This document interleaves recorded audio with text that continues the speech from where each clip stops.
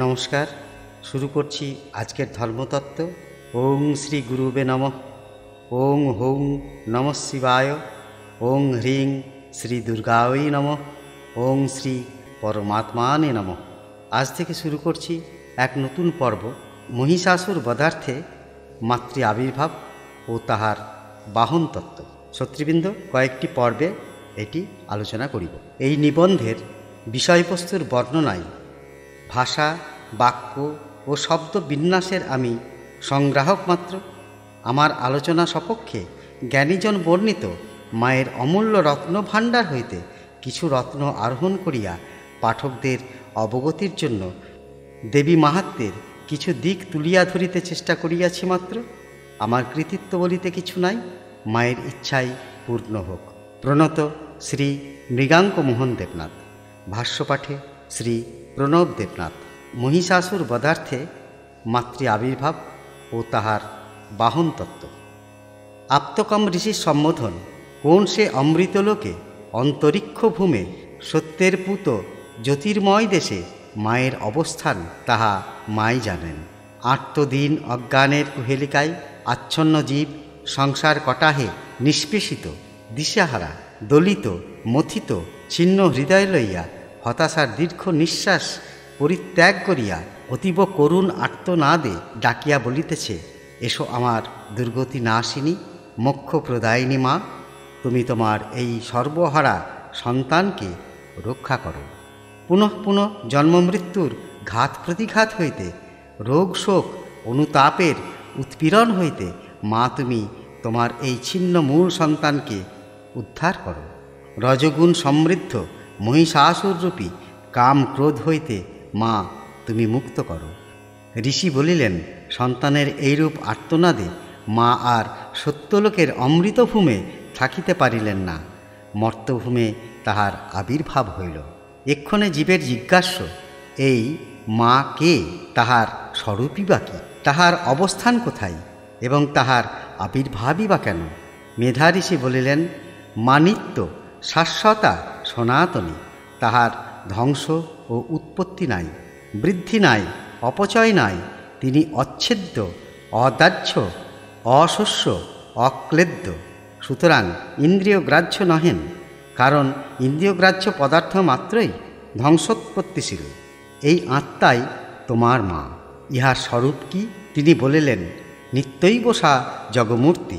এই জগৎই তাহার প্রকট মূর্তি, এই জগৎই তাহার স্বরূপ। সাধক, তুমি এই বিশ্ব ব্রহ্মাণ্ডের প্রতিটি অণু পরমাণু হইতে বৃক্ষলতা, জীব জন্তু, ফল ফুল, মৃত্তিকা প্রস্তর, চন্দ্র সূর্য, আকাশ প্রভৃতি প্রতিটি পদার্থের মধ্যে মাতৃবোধ জাগ্রত করো। এগুলিকে মা বলিয়া ভাবিতে চেষ্টা করো। কিছুদিন এইরূপ করিতে অভ্যস্ত হইলে মা যে জগমূর্তি প্রকটিতা তাহা তোমার উপলব্ধিযোগ্য হইবে।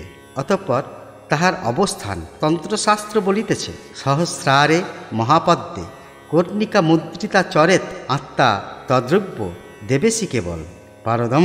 হে দেবেশী, শিরস্থিত সহস্র দলপদ্মে মুদ্রিত কর্ণিকাভন্তরে শুদ্ধ পারোত্তুল্য আত্মার অবস্থিতি। এই আত্মা মা কখনো শরীর গ্রহণ করেন বা অবতীর্ণ হন।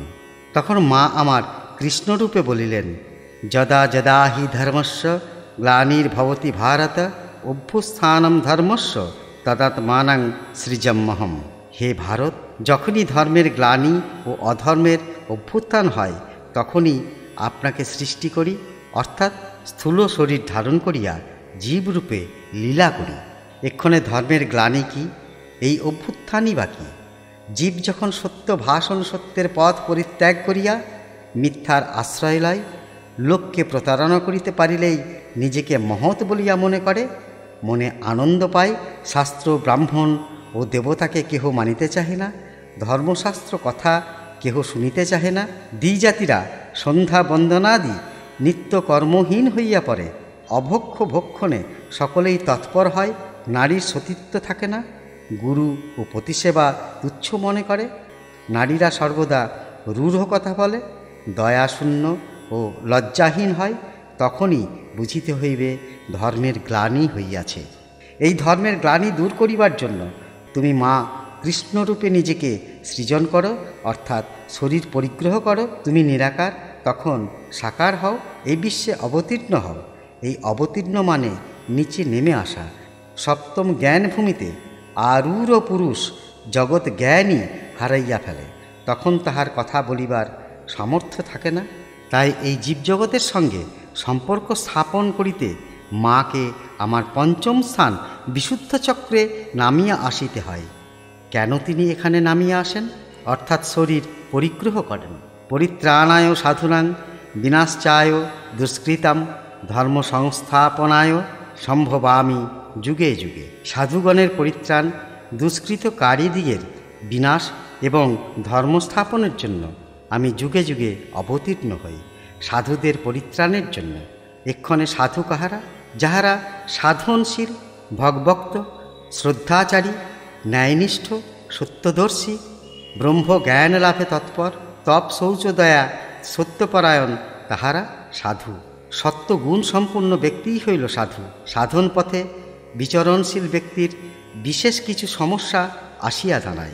জ্ঞান গুরুরূপে সাধকের এই বিঘ্ন দূর করিয়া দেন, জ্ঞান দান করেন, বল দান করেন, যাহাতে সাধক শীঘ্র আত্মা সাক্ষাৎ লাভ করিতে পারে।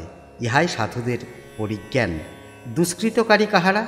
যাহারা পাপকারী, অর্থাৎ ভগবানকে মানে না, সামান্য মানিলেও তাহারা পূজা পাঠ ধ্যান ধারণা কিছুই করে না, স্বেচ্ছামতো তাহার বিহার করে, জীবকে কষ্ট দেয়, বহু দুষ্কর্ম করে, তাহার জন্য কিছু ভয় বা লজ্জা অনুভব করে না। তাহাদের মধ্যে মনুষ্যবোধ এতটুকুও নাই।